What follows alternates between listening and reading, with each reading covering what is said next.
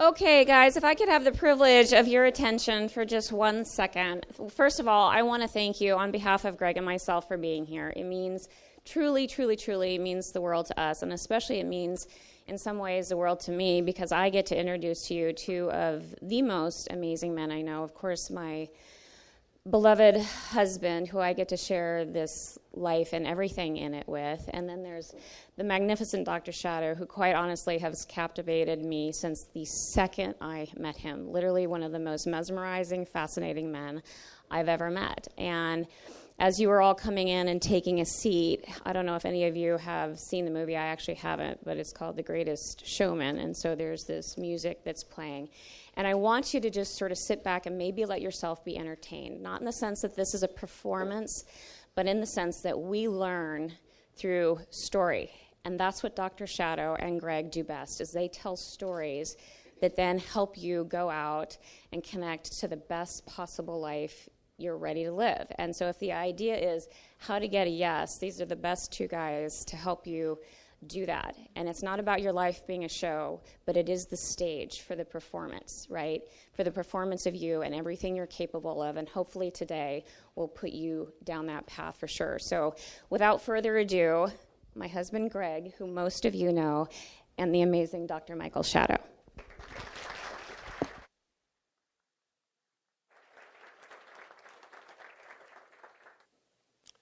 People have come from all over the country to be here. I'm not kidding.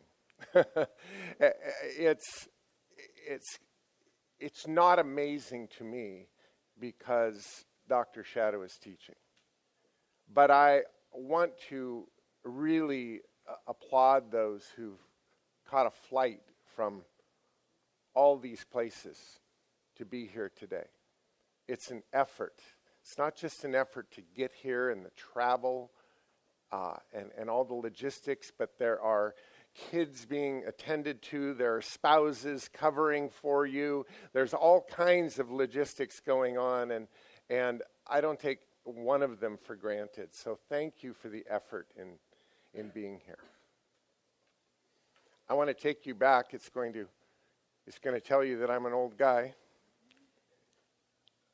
The fall of 1976. I'm entering my freshman year at the University of Washington, and like any freshman, I've got 3 classes on a list that was given to me by some guidance counselor whose job it was to put me in distribution requirements. And my first class was Math 101, 650 people in a lecture hall, all looking very green like I was.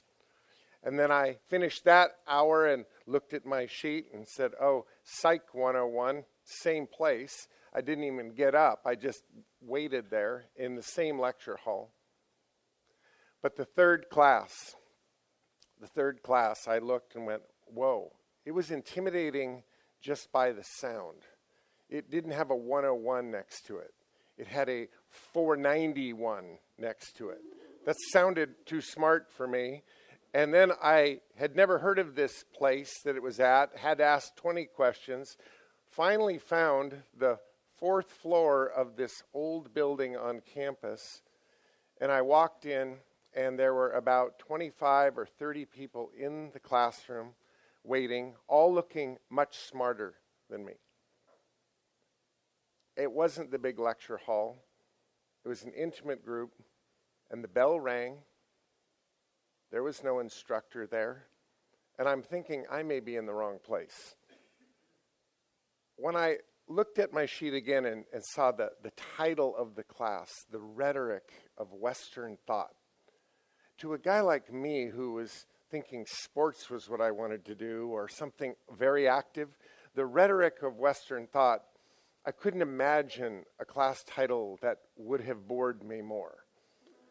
And now I'm already thinking of dropping the class and knowing I'm in the wrong place. And in that moment, the door bursts open. And with a pace and a confidence that I've never seen, a professor walks to the front. He draws the class to attention with his presence, not his words, standing behind the podium erect, looks at every individual in their eyes, and then says, "Ladies and gentlemen, I am Herr Dr. Michael Shadow. If it's easier for your small minds to comprehend, you have permission to call me God." That is a quote. And just like you, I was thrown back in my seat. I went, what the hell?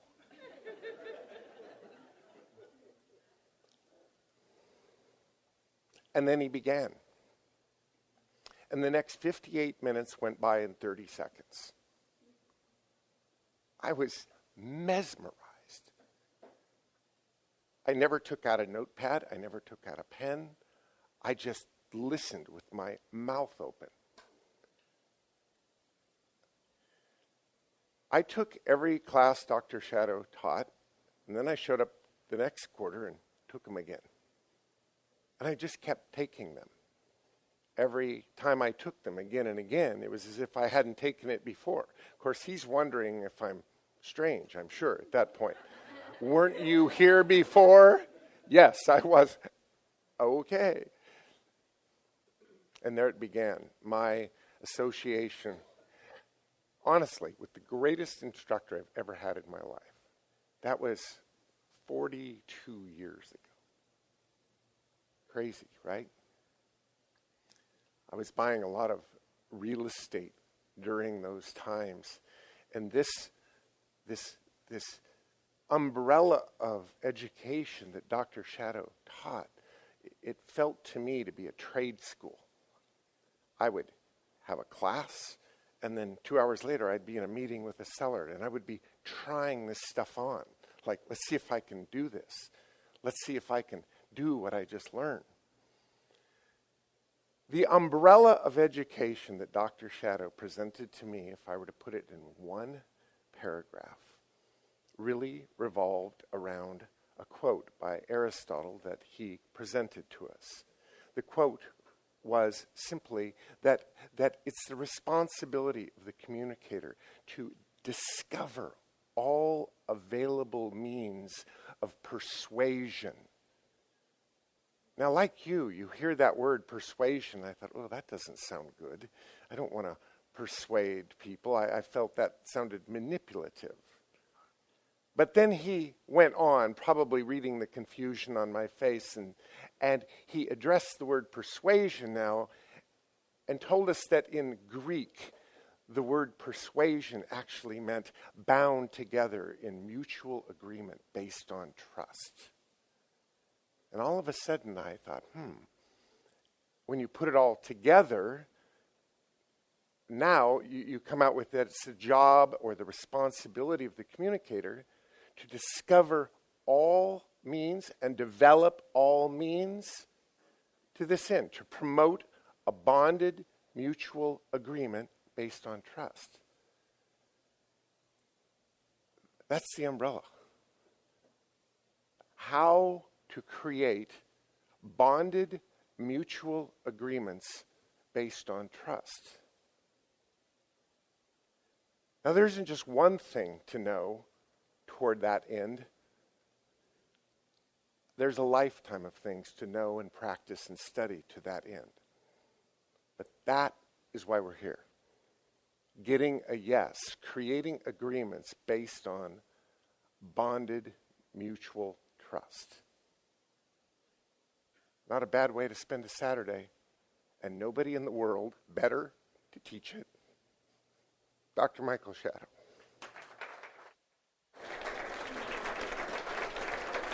Thank you.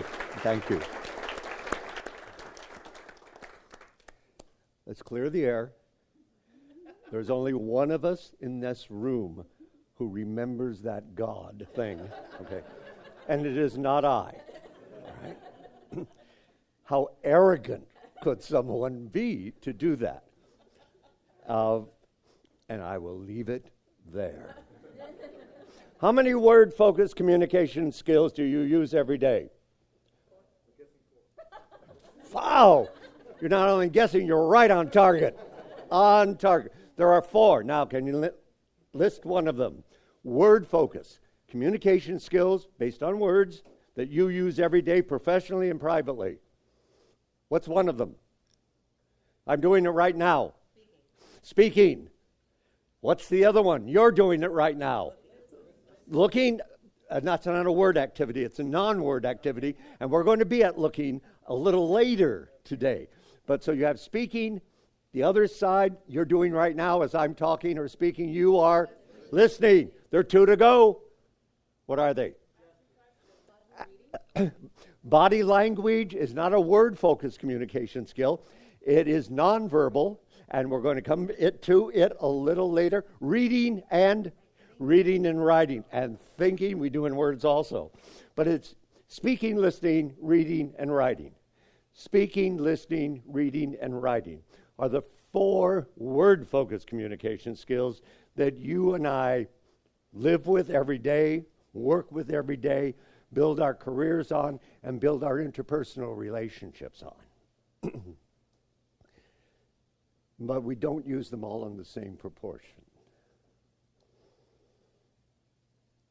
All of our research indicates that the more important people think you are in their lives, they want to talk to you more. And they want you to talk to them more. One of the signs of upward mobility in the corporate world is that at some point there's a promotion and you realize that people want you to talk at meetings and they actually want to talk to you. That is one of the critical signs that people are seeing you as a mover and shaker. They are seeing you as someone who can get things done. And so I may sound a little flippant with the next statement, but it's true.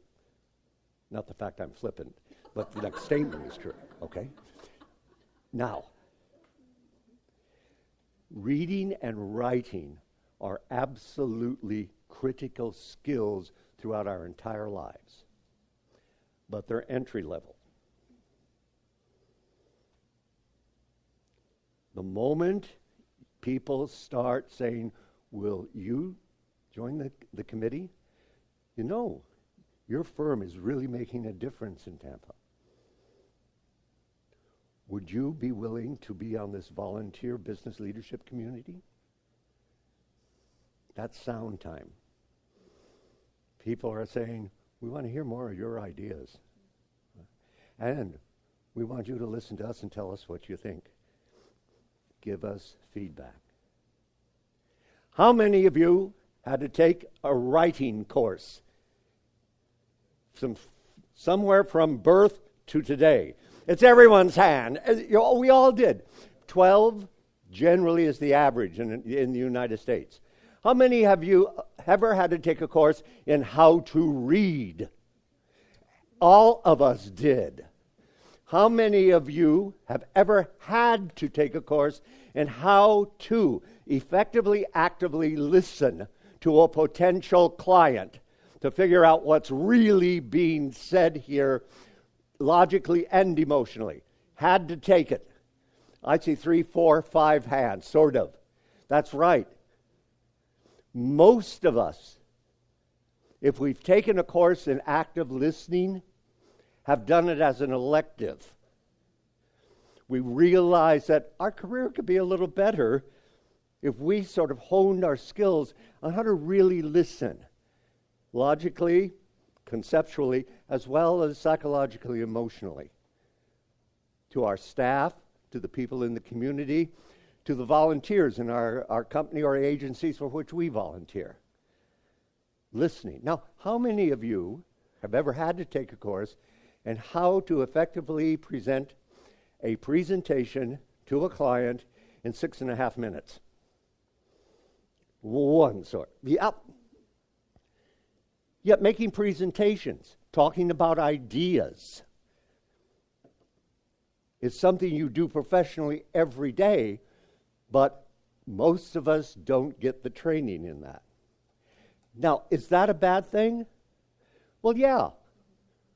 We should also have equal amounts of training in how to use sound, as well as how to use print sight when communicating with people. Now, where do I fit into your lives? I'm the sound guy.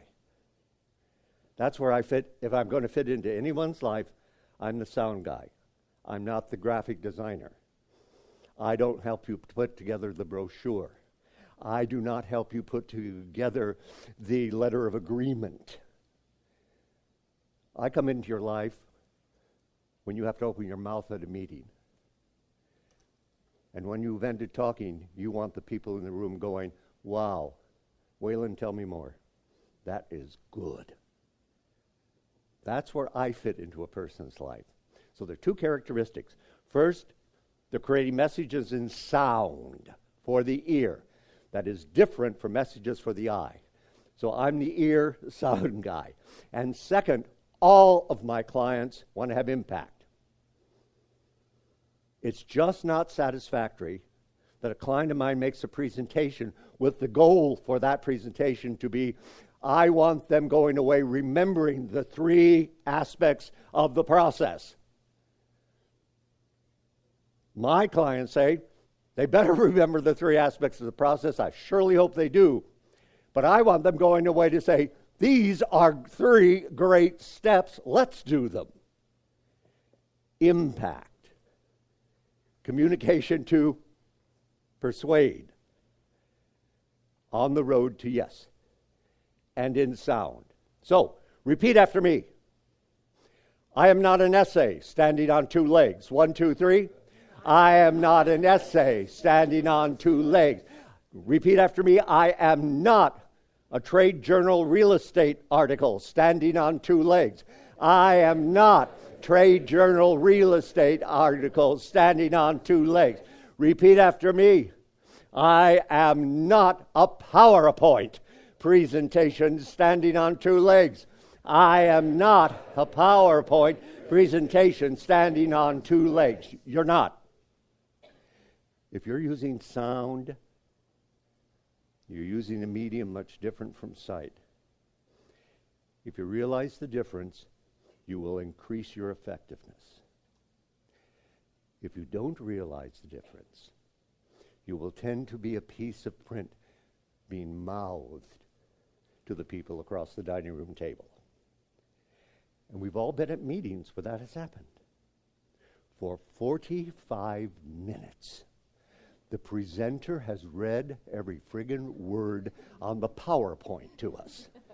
And you know how excited we are at the end of that 45 minutes of PowerPoint reading. No, we're not. We're brain dead. That presenter doesn't know the difference between making sound work and making sight work. And hence it's becoming a piece of print just being mouthed. And it's deadening. Which is the better medium for creating trust with people? Sight messages or sound? Sound, that's right. How many of you have to have trust in people's brains about you before they get to a yes with you? I suspect it's everyone in the room. That's not an email thing. In base, it's your ability to talk with them face to face, Skyping, over the telephone, and with a human voice building trust and agreement. Which is the better medium for presenting complex data and analysis? Talking to the people or having a visual, a handout, or up on a screen? Visuals, you're absolutely correct. But when the visual comes on,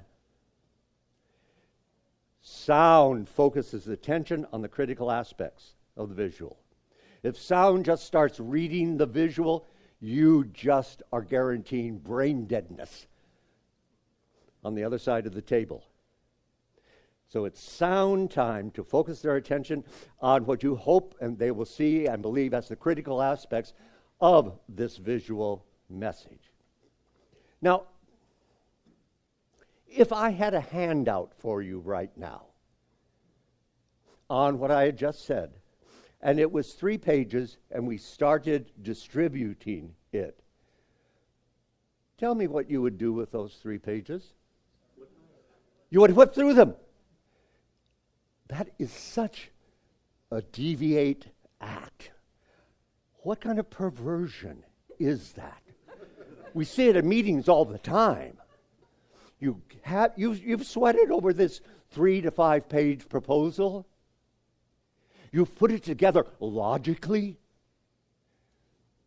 And here Don gets the 5 pages of your proposal and immediately flips to the back page.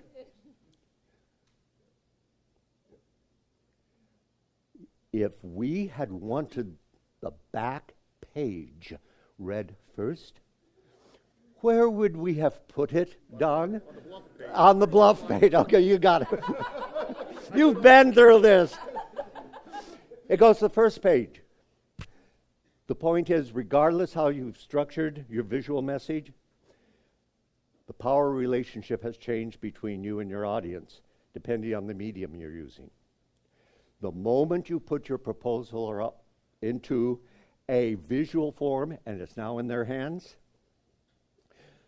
they're going to process it in whatever way they want. And generally, that means a quick glance, one, then flipping back, looking, etc. Now, the moment they've done that, they've reframed your proposal from something different than how you originally framed it with the opening words written there and then reading through. You see, Don, I knew that you could not understand my last page of the proposal and its brilliance unless you had read in order in which I wrote them and presented them every paragraph.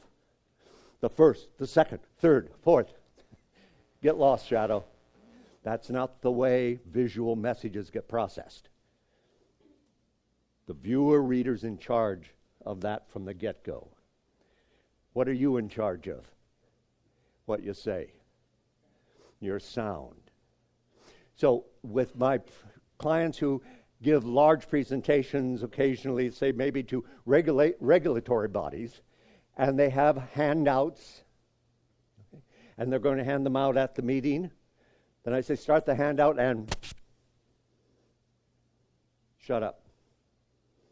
Wait until it's all distributed. If you feel a need to talk, then use your words to direct your other person to do exactly what you know they're going to do with your printed message. Please make sure you have all 9 pages. Well, turn to page 7, make sure you have it, because that's the chart that's most important. And so when you say things like that, you're in union with what you know your listener, viewer is going to do automatically. But if you immediately start talking about your proposal and they're still flipping, what is their brain putting attention to? Your words or the thing they have in front of them that they're flipping? The flipping stuff. And so they're not listening to you because the brain can only focus on one thing at one time. Intention, directness, and the moment its attention is drawn away, what it was doing just a moment ago is suspended, and it focuses. So the moment you hand out that proposal, their brain is focused there. Keep the focus on where their brain is. Don't start a different message because you probably send competing messages. True or false? Persuasion is something I can do to a broker. False. Yes. Okay. So we have a yes over here, false. True or false? Persuasion is something I can do to a potential client. False, but I'm seeing a yes head here. True or false? Persuasion is something I can do to my partner, my spouse.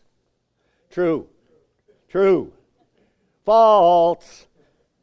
Point to where persuasion occurs. Point to that's right. My clients either point to their hearts or to their heads. So my point is this. People persuade themselves. If you need a yes from another person, they're an active part of that process. And so are you. But you're not the most important part, they are. So, if you need a yes from Robert, then you got to think Robert. Not proposal, not data.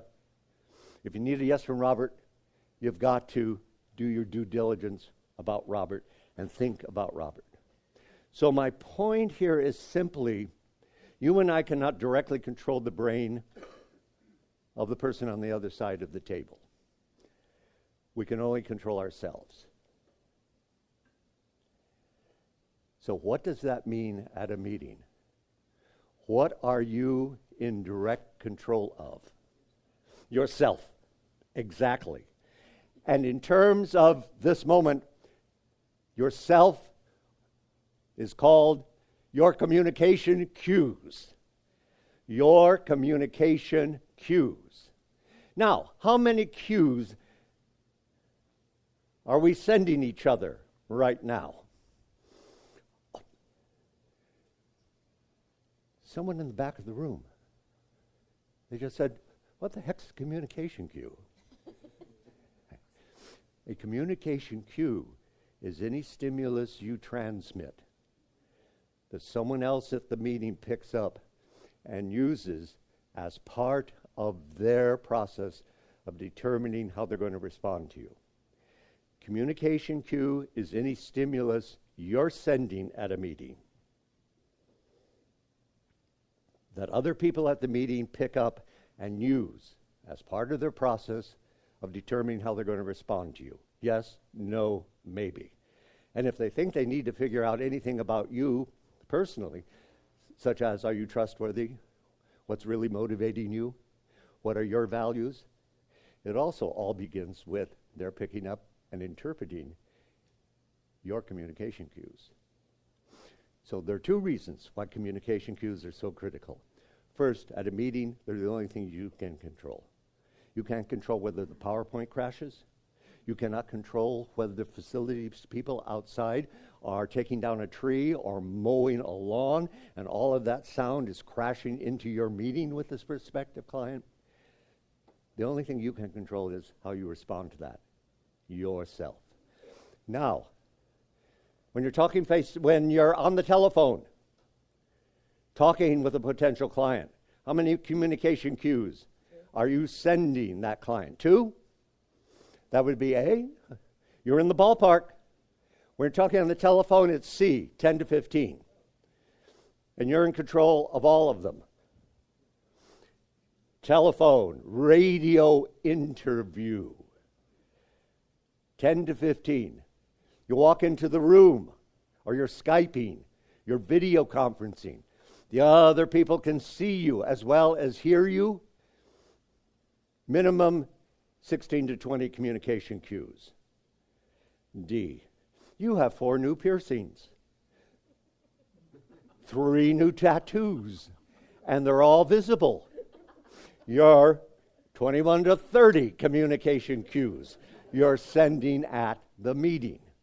So communication cue, again, is any stimulus you transmit that other people at the room use as the basis of their decision making as to what you're talking about, what you're like, whatever they think they need to figure out about you or your proposition proposal.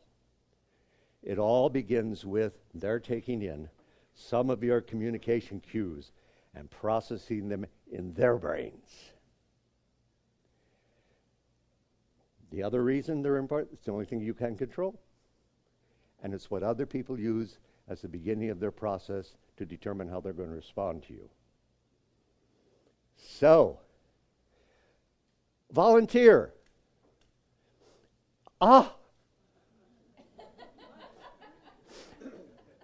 You know, seek. Knock and it shall be open to you. Seek and ye shall find. Look at this. The universe is with us.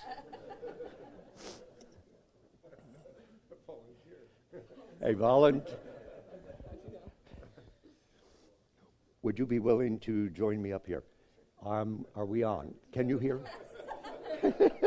Volunteer. Good morning. Good morning. Your name is? Melissa Dorman. And what a coincidence. I mean, it's like magic. And Melissa, what do you do professionally? I talk with people. Okay. About what topic? Usually distressed debt or foreclosure. Okay. Ooh, really a lot of positive emotion going on in your environment, right? Okay. How long have you been doing this? 6 months. And what about this keeps you coming back and doing it? I can help people. I can solve their problems. Okay. What's the most important aspect of your job? Listening. Brilliant. Thank you, Melissa. Round of applause, please. Okay.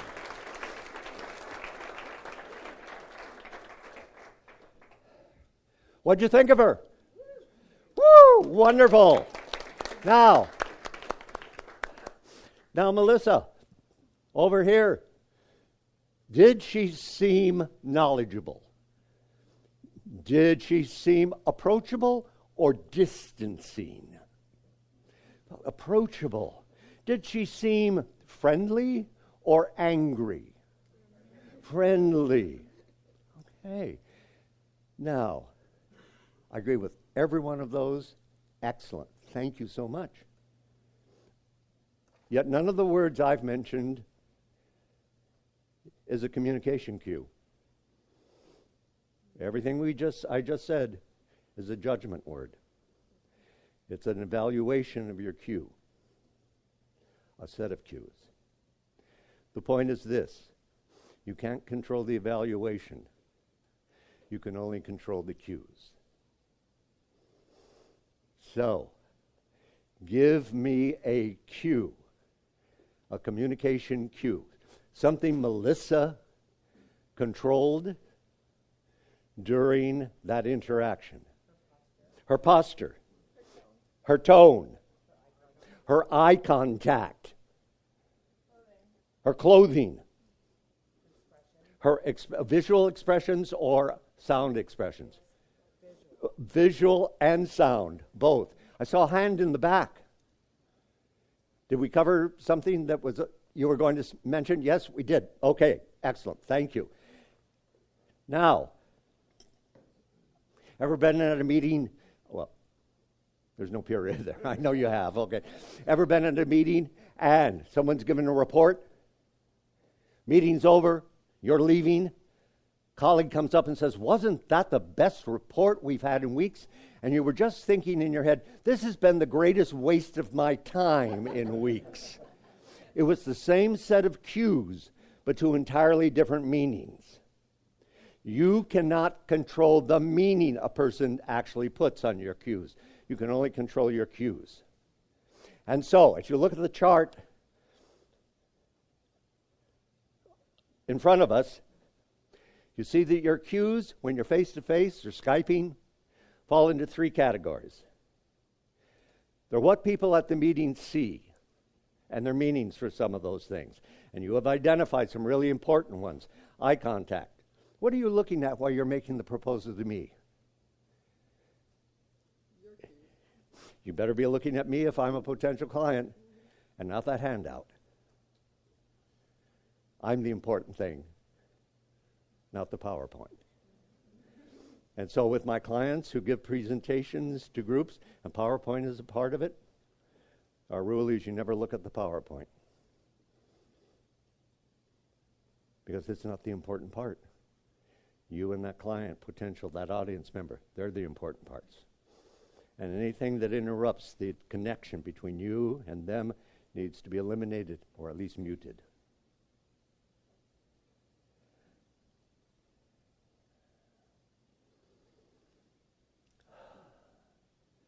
Are you going to throw anything at me? And Ron? Don. Don. I'm I'm not on the volunteer side. That's right. You are on the I was coerced side. Okay. So, Don, when Greg told me you were going to be here, I was just so excited about being in the room with you. And, okay, what's happening? That's right. I'm shaking my head no. Who controls the shaking of my head? Who controls what it might mean? He does. You look at the words that are in print. Don, I was so looking forward to meeting you. In print, it reads perfectly. But boy, in the delivery of it, face to face, Don may catch this, and you're sending a mixed message. So there are those visual cues, the gestures. You want to strengthen a gesture at a presentation? It's linear lines forward. You want to strengthen your closing look, a closed look, straight line lapels out this way, down this way. Soften look, rounded shoulders. People have meanings for color of clothes. They have meanings for cut of cloth. Look at me. I'm clean shaven. But 20 years ago, I was leaving Portland, Oregon, going up to Mukilteo, Washington, to get across on a ferry to Whidbey Island to go to a nonprofit board meeting I belong to. I'm leaving here, and all of a sudden, I realize, I haven't had lunch. I'm getting hungry. Kentucky Fried Chicken sign. I drive off. The person takes my order. She says, it'll be $4.28. Then she looks at me and my gray beard and mustache and says, and with the senior citizen discount, it'll be $3.85. The senior citizen discount, I didn't ask for the senior citizen discount. I was not eligible for the senior citizen discount. Now, it's true, I did take the senior citizen discount. Okay. But it bothered the heck out of me. So I got to Mukilteo, paying the ferry to go, the toll for the ferry to go across, and the guy in the toll booth looks at me and says, "Are you 65 yet?" I said, "That would be 20 years from now." He looked at me and said, "You're kidding." Within 24 hours, the entire thing went. I didn't like their meanings for gray beard communication cue. I didn't like their meanings for my age. And so I did something about it. I got rid of the gray beard. There are your vocal cues, how you deliver those words. You're in charge of it. You're in charge of where you pause. One of the most powerful sales skills available is knowing where to powerfully pause during a presentation. Who's in control of your pausing? You are. Who's in control of responding to it? They are. Enunciation, pronunciation. Pitch. There are 3 pitches. Rising. Did you eat yet? Brings people in. Sustained pitching. There are a number of items in this proposal that are rather critical. You keep going. Falling pitch, it's over. Okay, you're students of mine at the University of Washington. I just finished my lecture. Any questions? You know the answer is what? No! You put it in print, any questions, question mark, and it reads perfectly. But boy, the prof goes, any questions? And you know the answer is heck no. He doesn't want to hear questions. Well, how do you know that? That's not what the words say. But it's what your vocal delivery communicated by falling inflection at the end. My name is Michael Shadow. It doesn't sound like I know my name. But you put it in print, it reads perfectly. sound, vocal delivery, pitch, enunciation, pausing. And then the third column, the actual words you use in your proposal, the actual examples and illustrations you give. You're communicating when you're face-to-face on 3 levels simultaneously. Everyone in the room has meanings for all 3 levels, and they're scanning it, particularly if they don't have a long track record with you. They're scanning what they see as you're talking to them, and their meanings for some of those things. They're scanning what they think they hear in your voice, and your meanings for some of and their meanings for some of those things. And they're scanning your words, the order in which you present your words, which we'll talk about later today, because that's critical to framing your proposal. What you say first, second, third. Who controls what you say first, second, third at a meeting? You do. Why is it important? Because it influences how the other person thinks about what's going to come up. Framing, what is said first, acts as the frame for what is heard second. And then that acts as the frame for what is heard third. The only one who controls in the room what you choose to say first, second, third is yourself. You're in direct control, and it's critical. So your visual cues, your vocal cues, your verbal cues. Look at the numbers at the top. They simply mean that if people are trying to decide if they can trust you, they're going to automatically start putting more emphasis on what they see as you talk with them and what they think they hear in your voice as you're talking with them. Because we all know that lying is a word activity. If you're covering something up, it's going to be in your word choice. We know that to the very depth of our soul. Therefore, our brains will automatically go to the other person's visual cues and vocal cues to see if they're congruent with the words or if they're missteps. And so here's my metaphor with which I'll end my section here. If all of your communication cues were a chorus line and it's opening night on Broadway, your job is simply get them all kicking in the same direction. You don't want 9 of your cues kicking left and 12 of them kicking right, because you'll probably do damage to your message, to your agency, or to your own credibility. And the great news is this: you're the only person on the face of this planet who can get all your cues kicking in the same direction. And therein, you have unbelievable power. The ability to get all of your communication cues at a meeting, in a presentation with another human being, all of them kicking in the same direction. And what column does that begin with? The visual one, your closet? Do I wear the velvet black blazer tomorrow morning or not?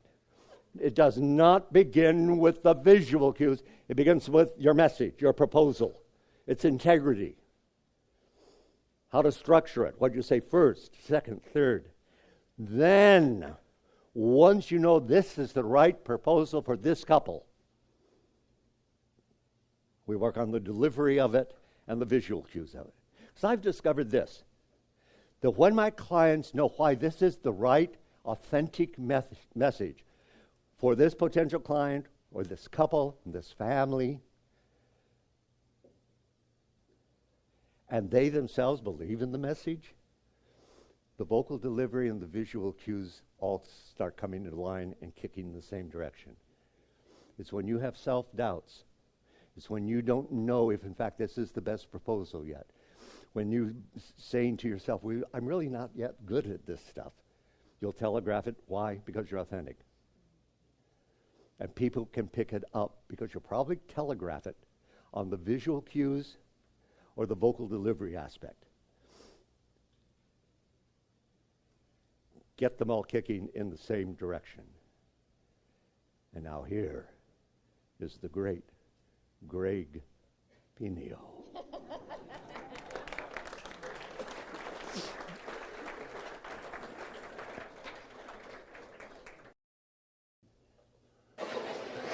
in case you hadn't realized, it has somehow become uncool to sound like you know what you're talking about. Or believe strongly in what you're, saying. Invisible question marks and parenthetical you knows and you know what I'm saying have been attaching themselves to the ends of our sentences, even when those sentences aren't, questions. Declarative sentences, so called because they used to, declare things to be true, okay? As opposed to other things that are, totally, not. They've been infected by this tragically cool and totally hip interrogative tone. As if I'm saying, don't think I'm a nerd just because I've, noticed this, okay? I have nothing personally invested in my own opinions. I'm just, inviting you to join me on the bandwagon of my own uncertainty.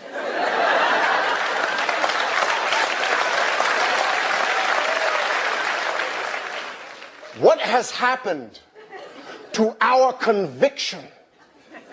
Where are the limbs out on which we once walked? Have they been, chopped down with the rest of the rainforest?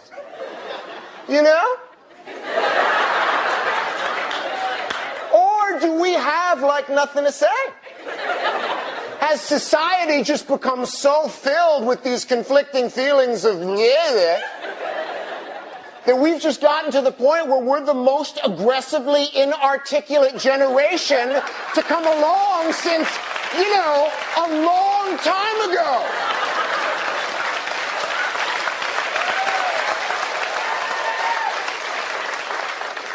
So I implore you, I entreat you, and I challenge you to speak with conviction.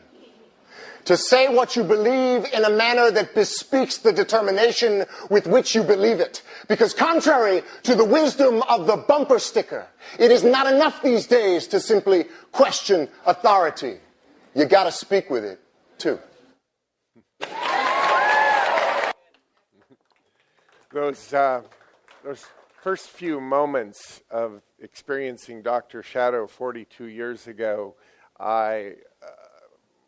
what was put in front of me was a way of communicating that I had never seen before. I've never heard the likes of his ability. I felt as though, I understand the English language, and then he spoke. And I realized I didn't know anything. I remember a long time ago him showing a clip, this clip. His client in this clip is Lloyd Benson. And Lloyd Benson was preparing with Dr. Shadow for this debate with Dan Quayle. It bothered Benson immensely that Quayle compared himself to John F. Kennedy. Bothered him immensely. And he expressed this to Dr. Shadow, that it was something he really wanted to address in this debate, but how do you address it? What do you do? And it turned into a consult around being prepared for this likelihood that Quayle, in the debate, would compare himself to Kennedy. And if Quayle compared himself to Kennedy, Benson was ready. He was ready with the words that he would deliver. He was ready with the pace, the inflection, the tone, the tempo of those words. He was prepared. A la Dr. Shadow's consult and practice. And if you watch this very carefully, when Quayle indeed compared himself to John F. Kennedy, if you watch carefully in Benson's nonverbal, he kind of goes, like, you just stepped in my trap. I've been hoping you would do this in this debate. This is practiced, thought out, scripted, prepared. Every nuance of this retort on Benson's part was absolutely preparation. a la Dr. Shadow. Watch this. I have as much experience in the Congress as Jack Kennedy did when he sought the presidency. Senator, I served with Jack Kennedy. I knew Jack Kennedy. Jack Kennedy was a friend of mine. Senator, you're no Jack Kennedy. That was really uncalled for, Senator.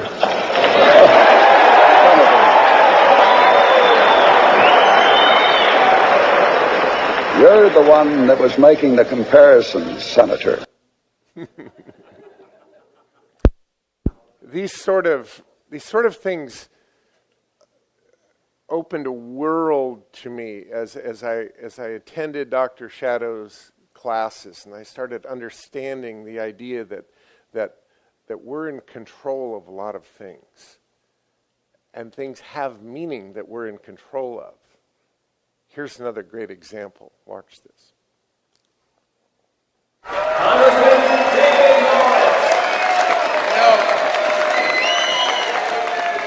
I grew up not far away from here in Red Hook. I love you both. But we had a rule in my neighborhood. When you got in a fight, it wasn't whether or not you got knocked down. It's what you do when you get back up. And I came here to tell you tonight that I will get back up.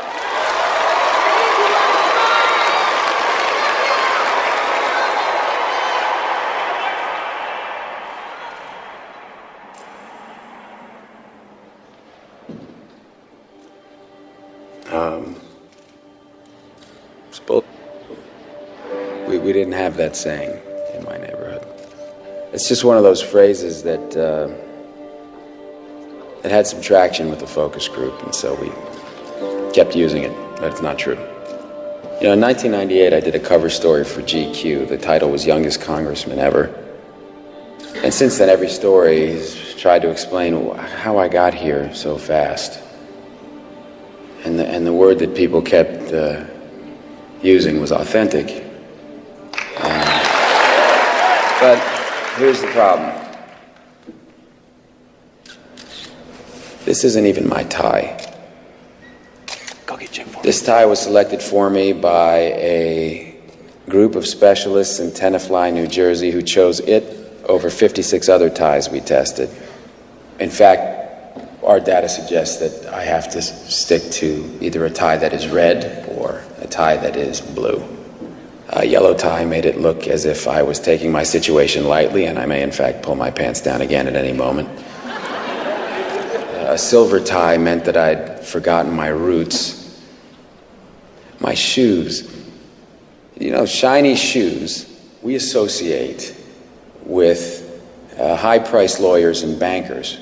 If you want to get a working man's vote, you need to scuff up your shoes a little bit, but you can't scuff them up so much that you alienate the lawyers and the bankers, because you need them to pay for the specialists back in Tenafly. So what is the proper scuffing amount? Do you know we actually paid a consultant $7,300? Was it $7,300, Charlie? $7,300 for a consultant to tell us that this is the perfect amount of scuffing.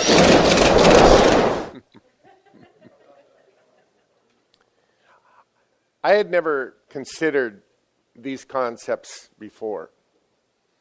And as I told you when I first met Dr. Shadow and was learning the things that he taught, in this case communication cues, I was game to try anything. I was young, somewhat fearless. And so I was the test group of my own thinking. I would show up at a seller's house, and I would watch the reaction that I would get when I would change what I was in control of. It was beyond noticeable.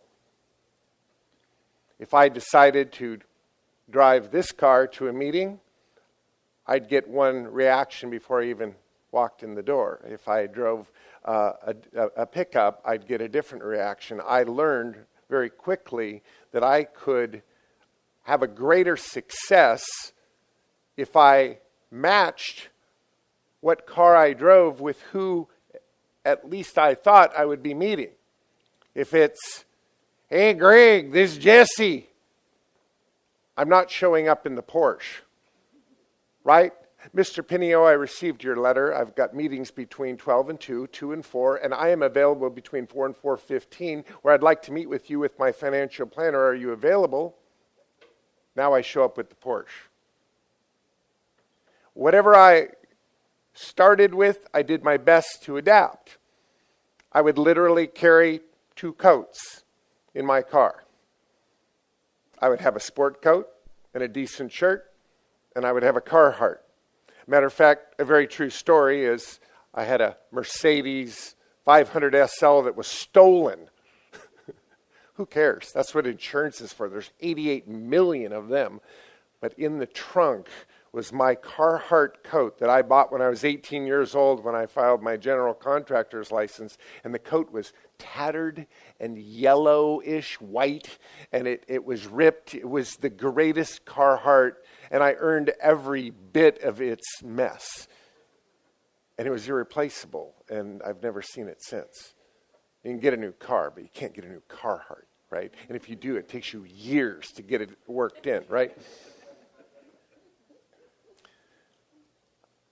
It would make a difference if I wore a Timex or a Rolex. You obviously think that I know what I'm doing. Well, I'm wearing this for you. Didn't wear my Timex today. You're a Rolex crowd. Actually, I don't have a Timex. But I was playing with these things, and I noticed. And after all these years, I've garnered such an appreciation for these things. Occasionally, I get an opportunity to work one-on-one with someone, and they check themselves in. And they say, hey, coach, whatever it takes, I'm game, I'm willing. Talk to me. What do we have to do? And I'll say, really? Are you really ready to do what we got to do? I'm really ready. Met this young man, and right out of the chute, he had a heart willing. He's ready to go. Very, very smart. And I said, can we cover something? Yes. I said, you had a very, very pointed beard. Sharper than this picture, but this is the best I could find. Very pointed. Very sharp. Thin glasses. Not these, but real thin glasses.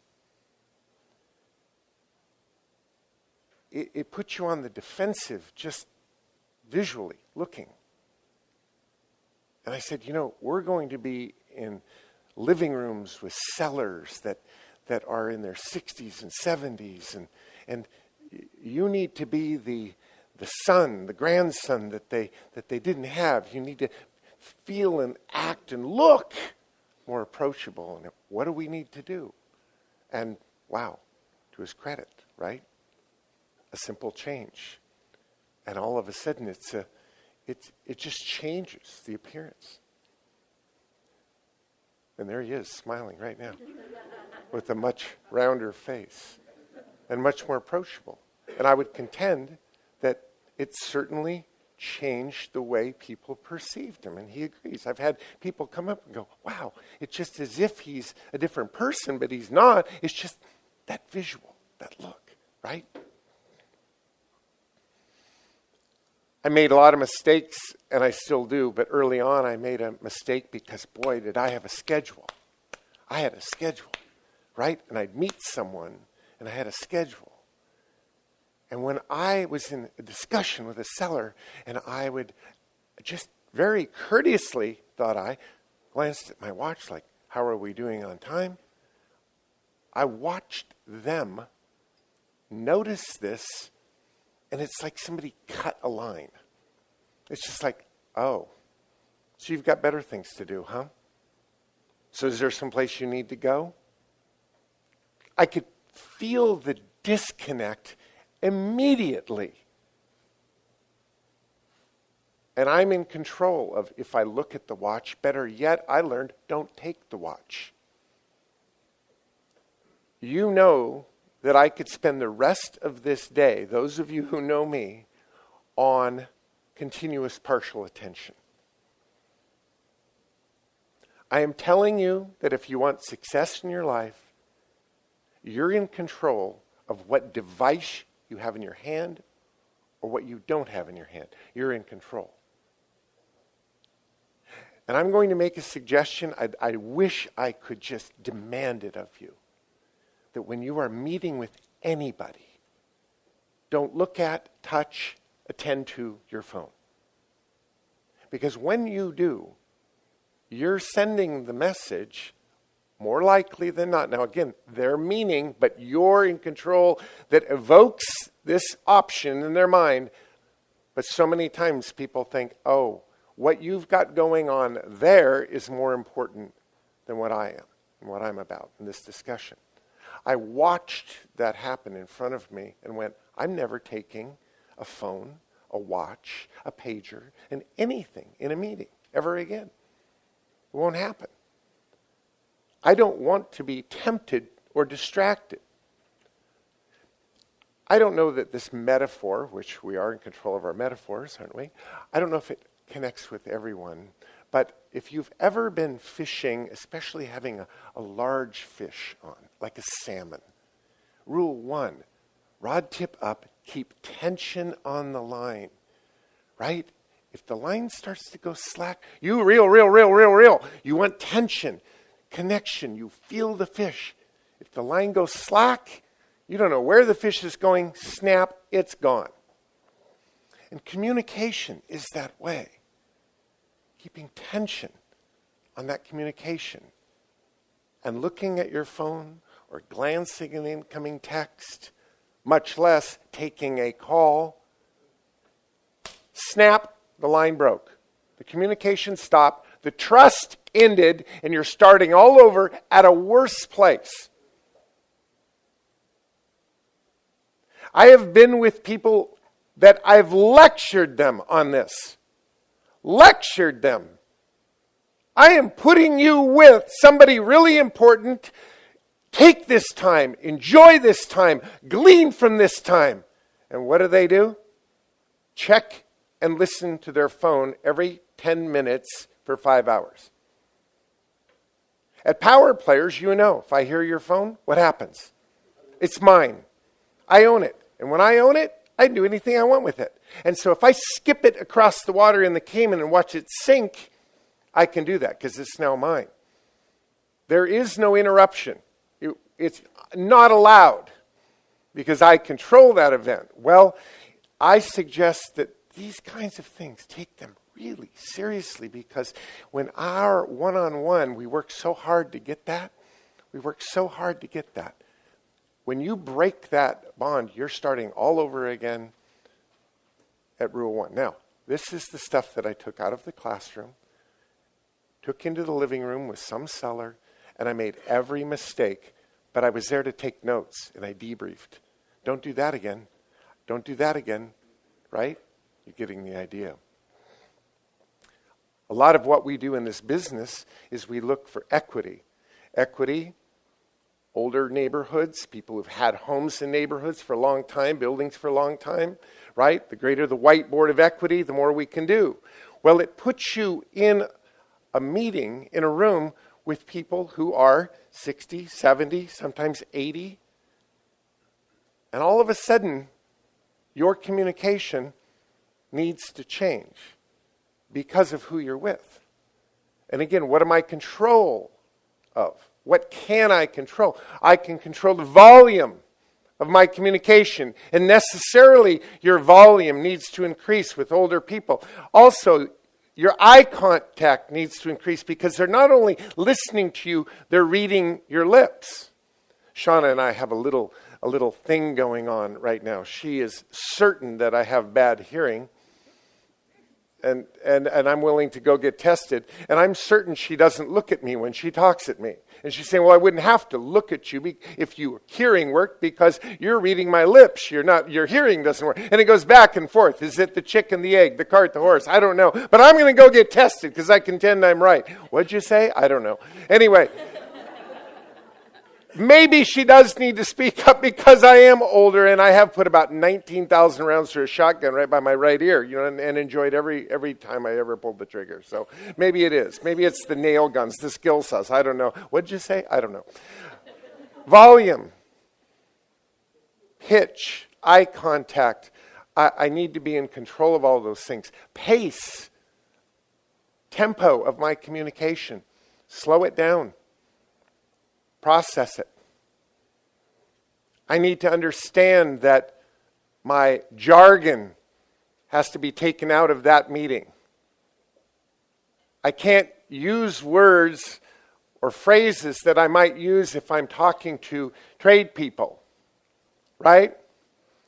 If I were sitting, with Waylon and said, okay, I'll go do a drive-by, and he hits the deck, and I go, what did I say? What did I say? What did I say?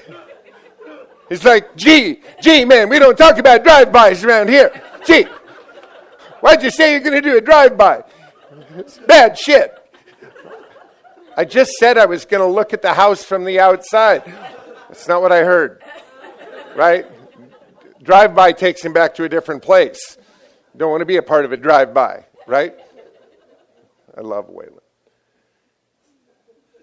Jargon. We have to be very, very careful of that. Dr. Shadow talked about the use of metaphors, the language of your audience, right? The language of your audience. I met this young man in Sacramento. Oh my gosh, the day I'll never forget. But if I were speaking with him about a complicated concept in real estate, I might say, this is a bit like serving a bar of people, all of them very different, but somehow they're all going to get along and know each other. Could you visualize how that could be possible? And he would go, yeah, because I do that every day. I take total strangers, and the next thing you know, we've got a group party. I was a part of that group party. Somehow he put us all together. I don't know how, but you see a metaphor of what he can understand. Or I might talk to Gary and say, Gary, it's a little bit like a car that gets in a wreck, and this isn't just a fender bender. We've got to go back and straighten the frame here. And he's only straightened the frame of 88 billion cars. He goes, I know what that's all about. Right? The use of metaphors, the language of your audience, and the ability to take the concepts that you're trying to communicate, but put it in terms that exact audience is with you. I learned that from Dr. Shadow. We'll talk more about that. I've also learned, because we choose where we go, we choose what we say, we choose the topics we're going to bring up, we choose the words we're going to use. I've learned the hard way. Be very, very careful when you start going in certain directions that you are stepping on solid ground. If I'm wanting to, for some reason, talk religion or politics, I had better be very, very certain I know the attitude of who's on the other side of the table. Don't be the first one to volley out your political thoughts, because the meeting may end quickly, right? And so in the climbing world, when you're climbing in fresh snow, but there's crevasses along the route, you step carefully, you plunge, you step, you plunge. You really are sure before you put any weight on that step. Because the minute you put weight on it, it better hold you. Similarly, when we go down certain roads, we have to be very, very careful. Very, very careful. Another thing in that setting that I've learned is be very, very careful in your assessment of what you're taking in. A plus B doesn't always equal C. The idea that millionaires have been known to hide, right? What you see and how you size it up isn't always correct. And I love Brian because he allows me to use this metaphor. And if you've ever met, another wonderful student friend of ours, Mr. Mike Cantu, well, would you guess that guy's bought 2,000 houses in LA? He's just a surfer dude. And he fought his way out of high school, and he was on the skateboarding team, and he's just a multimillionaire in disguise. And so I learned to be very, very careful about how I size things up, because I was wrong a lot. Part of what I'm in control of is how I present my messaging. I've also learned that going from here to the top of the mountain in one step, in our business, I found better success at incremental steps, incremental agreements, what Dr. Shadow would call sequencing, getting from point A to point B and creating rapport and agreement. Once you have that foothold, then you set the next waypoint and move in that direction. The slang I've used, and I'll apologize to those that offends, but don't try to get the girl upstairs too fast, right? We've got to create agreement and trust along the way. In the climbing world, you don't look at the top of the mountain, you look at a ledge, and that's your first stop. Your first stop, the first agreement. And then you take a rest and go, okay, now what do I know? You debrief a lot. You think about it a lot. And in our world of real estate and acquisition, incremental agreements, really important that we think in those terms versus just let's go for the big everything, the lettuce and tomatoes all at once. Sometimes you have to step into things, right? The sequencing.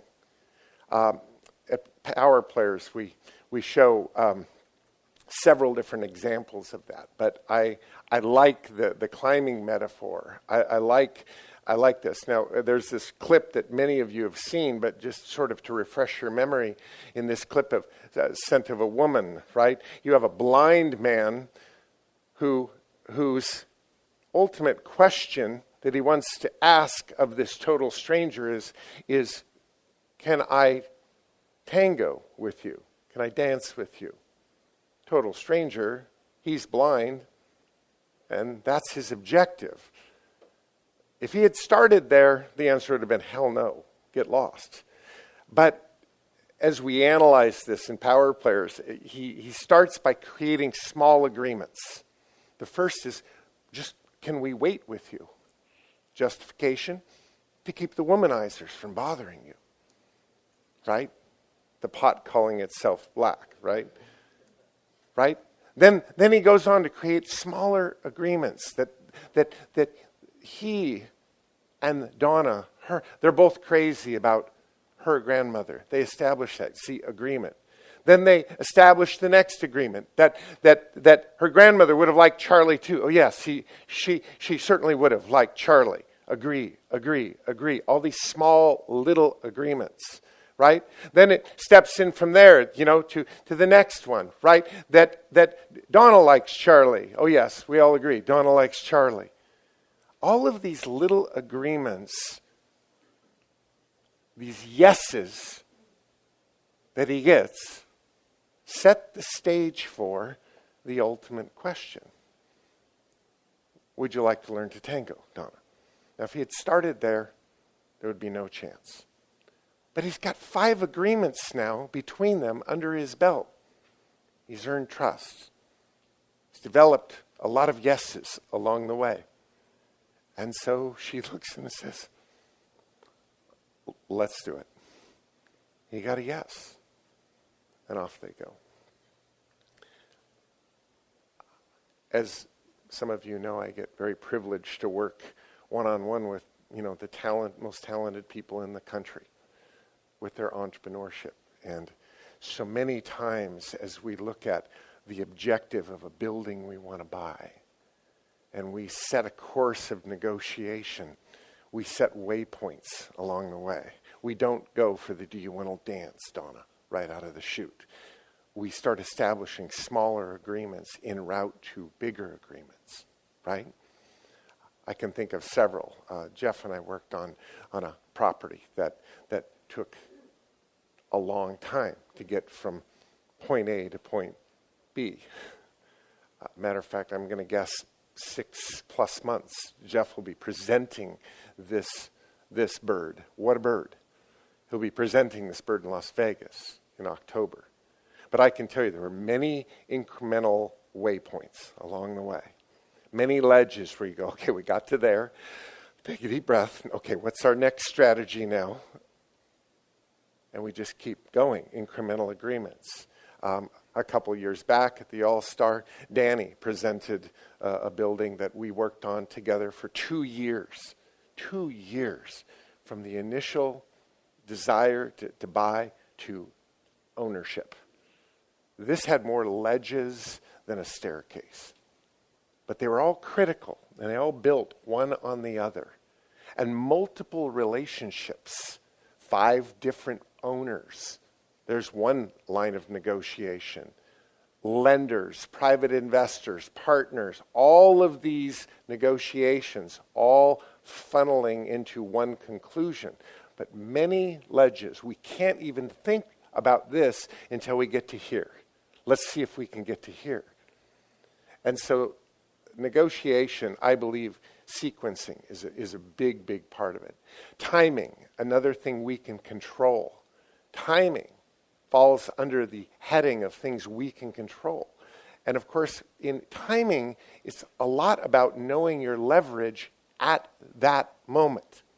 At that moment, where's my leverage? And leverage changes along the way. Opportunity opens and closes. And so in that moment, you're assessing the reality of your leverage in that moment, and we're in control of timing. I'll never forget being a young broker and working with just a tremendous client. And I was able to put a deal under contract. It was a 108-unit building. $4.4 million was the purchase price. So you can tell it was a ways ago, right? And it was an all-cash deal. He was going to write a check for it. Pretty good buyer, right? And I'm very proud to represent him. And somehow escrow scheduled the closing with buyer and seller all showing up at the same time. Which I don't know that that's a great idea, but that's how it happened. And we showed up, and there's the seller right there at the same table. And I show up with my buyer. And we are going through the paperwork, and we look at the closing statements, and he's sitting there. He's got a cashier's check made out for what escrow told him the amount was. I mean, we're ready to go. But he's looking at the closing statement, and here is a $530 water assessment bill on the buyer's side. And Winston looks at this and says, "What is this $530 water assessment?" And escrow said, "Well, I ran title, and it was on title. It has to be cleared." And Winston says, "Well, I'm not denying it has to be cleared, but why am I paying an old water assessment, an unpaid water assessment?" And he goes, that's not my bill.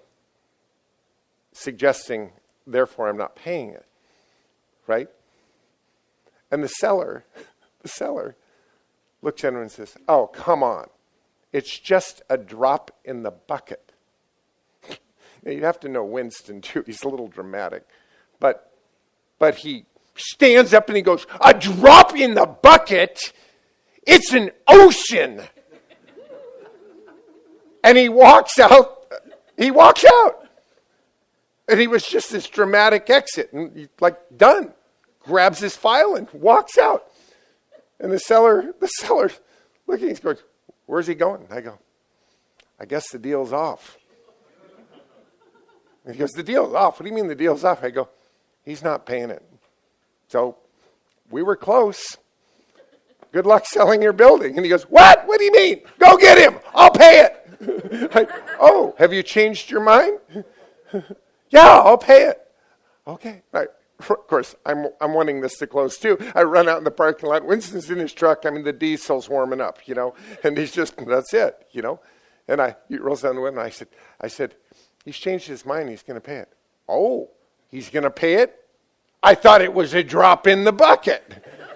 And I said, I think he agrees with you now, but he's ready to go, and he's going to pay it. And he goes, oh, well, in that case, he turns off his truck and walks back in. He knew his leverage. He knew his leverage. And his timing was perfect. That was fishing in the barrel. It may have been a stunt, but that 8 seconds that it took to do all that, he saved $500, and he knew he was going to win. Right? Timing. Shauna and I took on a huge endeavor at a point in our life. It might have been the craziest thing we ever did, but we took on a huge endeavor to build this house. And of course, we designed this house. It took a long time to design, a huge amount of money on the architecture side. And we get this set of plans done. We get this set of plans all approved, all ready to go. Everything's done, architecture, and literally the site's fenced, and the track hoe shows up to start digging the hole. Here we go, ready or not. And the neighbor comes out and says, oh my gosh, looks like the first day of the job site. And yeah, here we go. We're digging the hole. And she goes, man, I'd love to see what you're building. And I go, well, come here. Drop the tailgate on the truck, rolled out the set of plans, and right on the front page is this beautiful architectural rendering looking much like that. And she looks at it, and she goes, it's beautiful, but it's so tall. It's so high. And I said, well, it kind of is what it is. And she said, well, does it meet the height code? I said, well, of course, Nancy. I mean, we've spent a lot of time and effort. This is absolutely right at the City of Edmonds height, average corners. We've got engineers, mathematicians, believe me, it's all done right. And she goes, well, Greg, I'm not talking about the City of Edmonds code. I'm talking about the CC&Rs that are recorded against this lot for height. Covenants, conditions, restrictions. I said, CC&Rs? I said, there's no CC&Rs on this lot. There's City of Edmonds height code. She goes, no, Greg, there's CC&Rs on this lot. I'm a real estate broker, she says. I go, yeah. She says, no, there's definitely CC&Rs on this lot. I literally am feeling the blood going out of my face. We're a year and a half into the planning of this, and this set of plans is, to the square inch, She said, Greg, you did read your title policy. I said, cover to cover 15 times. So has my architect. So has my engineers. Yes, there are no CC&Rs in my title policy. And she said, well, your title company must have missed it because it's there. You should really check. Well, you know what? I made a phone call. Within a half an hour, the title called me back, said, yeah, I don't really know how to say this, but yep, we missed it. Yeah, there's 28 pages of CC&Rs. And I thought I was going to die. And so what does this mean? And are we too tall? And, you can imagine the engineering and the that goes into something like this. And sure enough, they missed it. I'm not going to bore you with the long story because the point I'm making is downstream. I somehow negotiated with the title company who, of course, title insurance is different than any other kind of insurance. Their question isn't, did we miss this, is it or not? Their question is, okay, we've missed it. Now, was that a good thing or a bad thing?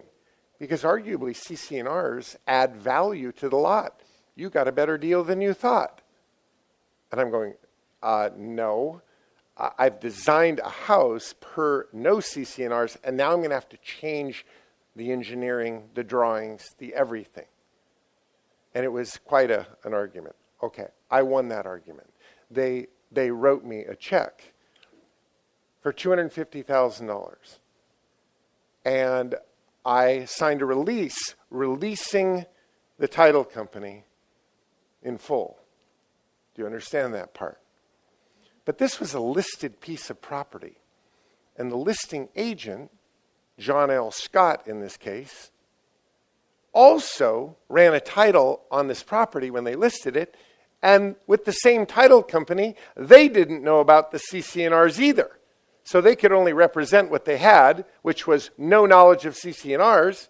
And they listed it that way, and I bought it that way. But now I've settled with them, right? So I've settled with title company. It was about an 8-month battle. Changed the thing around. It's going to cost that much to just change what we had to change. And you think, oh, file closed. And I'm sitting there closing my file to this whole case on my desk.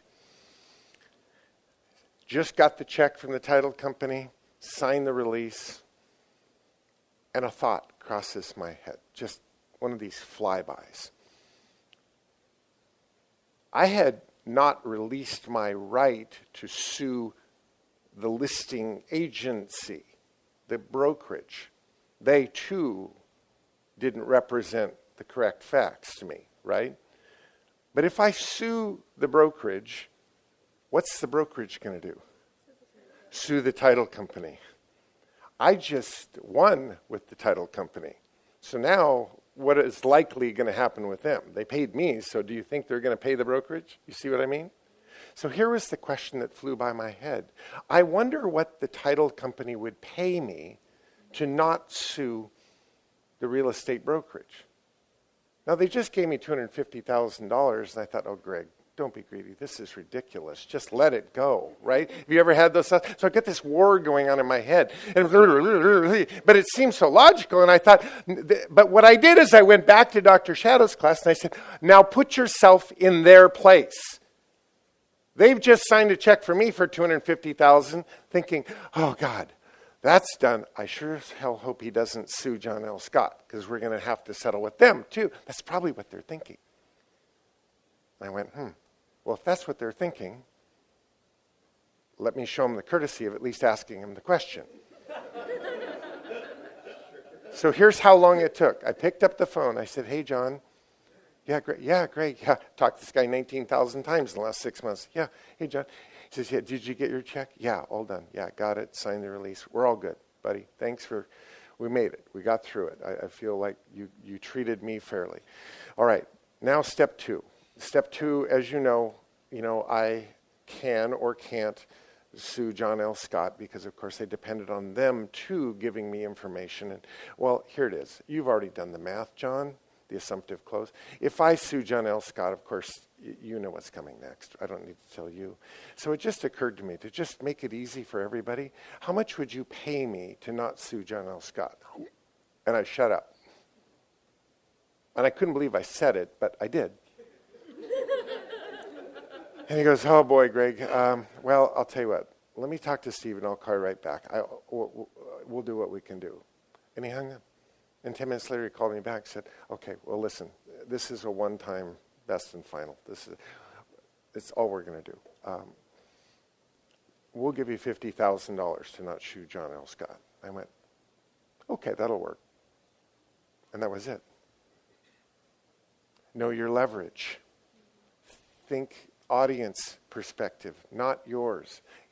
Said a different way, getting out of your own way is part of this educational block from my standpoint. Now, you do get the idea that in one little module that we've been through, we could be here for years. And I've been here for years, 42 to be exact, processing everything he's ever said. But that's sort of my take on Module 1.